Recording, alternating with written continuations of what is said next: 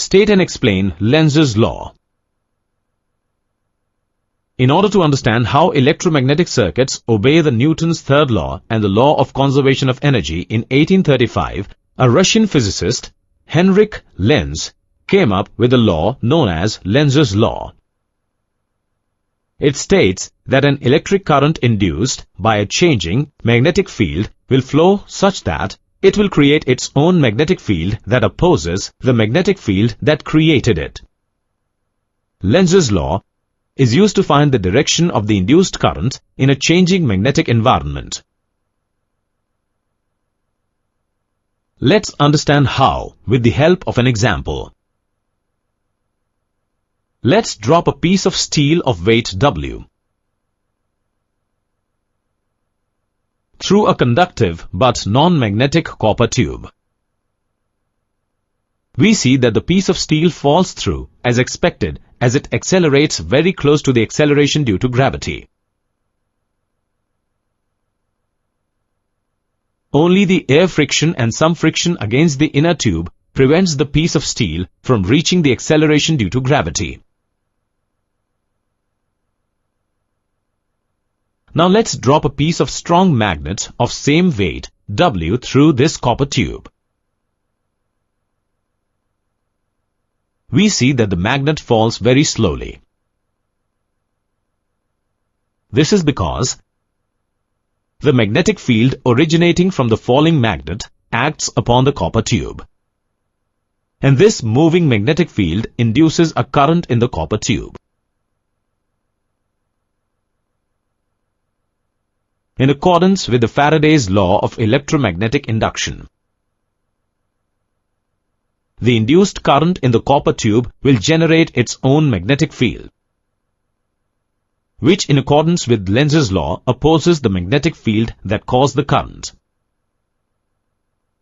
Therefore, it is the opposing magnetic field from the induced current that slows down the fall of the magnet. Now let's consider another example. Let's push a bar magnet with its north pole pointing in the forward direction towards a single coil of conducting wire.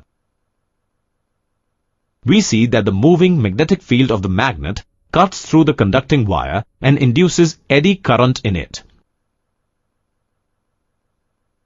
This property was discovered by an English scientist, Michael Faraday. Now let's understand how to find the direction of the current flowing in the coil of conducting wire.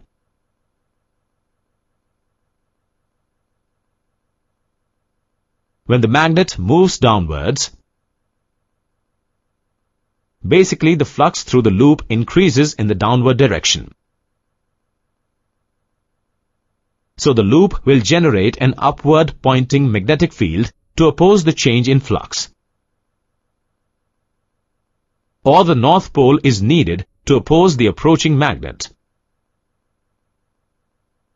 Now using the right-hand rule, we find that the current needs to flow in a counterclockwise direction to induce an upward pointing magnetic field.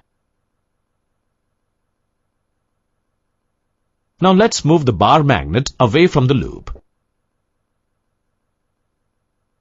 In this case, we see that the downward flux decreases as the bar magnet moves in the upward direction. So to oppose this change, a downward pointing field is needed.